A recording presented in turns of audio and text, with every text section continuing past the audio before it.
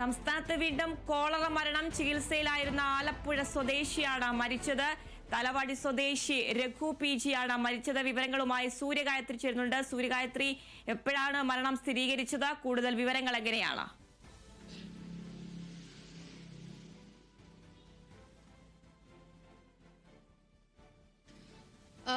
Athira cholera ബാധിച്ച് തലവടി സ്വദേശി TG Raghu ആശുപത്രിയിൽ ചികിത്സയിലായിരുന്നു. തിരുവല്ല സ്വകാര്യ മെഡിക്കൽ കോളേജിൽ ചികിത്സയിലിരിക്കെ ഇന്നലെ അർദ്ധരാത്രിയോടുകൂടിയാണ് മരണം സ്ഥിരീകരിക്കുന്നത്. ഈ വർഷം രണ്ടാമത്തെ മരണമാണ് ഈ കോളറ ബാധിച്ചിപ്പോൾ സ്ഥിരീകരിച്ചിരിക്കുന്നത്. കഴിഞ്ഞ മാസം തിരുവനന്തപുരത്ത് കവടിയാറിൽ മുൻ കാർഷിക ഉദ്യോഗസ്ഥൻ കോളറ ബാധിച്ച് മരിച്ചിട്ടുണ്ടായിരുന്നു. അതിനുശേഷം ഇപ്പോൾ രണ്ടാമത്തെ കേസാണ് ഇപ്പോൾ രജിസ്റ്റർ ചെയ്തിരിക്കുന്നത്. 2024 ഓഗസ്റ്റിൽ വയനാട് സ്വദേശിനിയെ സുൽത്താൻ ബത്തേരിക്കാരിയായിട്ടുള്ള ഒരു ആൾ ഈ കോളറ ബാധിച്ച് യുവതി മരിച്ചിട്ടുണ്ടായിരുന്നു. സാധാരണഗതിയിൽ കോളറ ബാധ അങ്ങനെ വ്യാപകമായിട്ട് ഉണ്ടാകാറില്ല.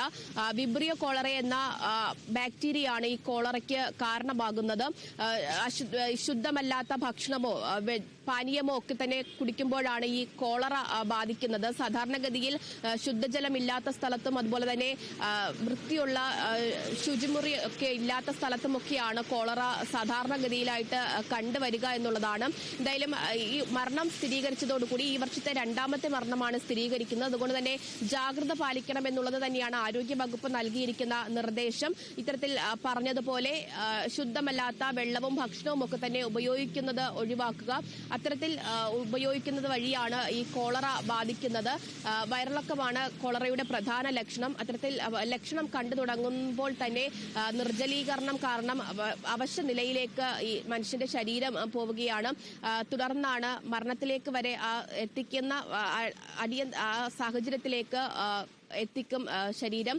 അതുകൊണ്ട് തന്നെ അതീവ ജാഗ്രത പാലിക്കണം എന്നുള്ളത് തന്നെയാണ് പറയുന്നത്. പ്രത്യേകിച്ച് ഇനിയിപ്പോൾ മഴക്കാലമൊക്കെ വരുന്ന സാഹചര്യമാണുള്ളത്. അതുകൊണ്ട് തന്നെ ഇത്തരത്തിൽ കോളറ പടരുന്നതിന് വേണ്ടിയുള്ള ഒരു സാധ്യത ഏറെയാണ് ഇനിയിപ്പോൾ വരുന്ന സമയം. അതുകൊണ്ട് തന്നെ ജാഗ്രത പാലിക്കണം എന്നുള്ളതാണ് ആരോഗ്യ വകുപ്പ് നൽകിയിരിക്കുന്ന നിർദ്ദേശം.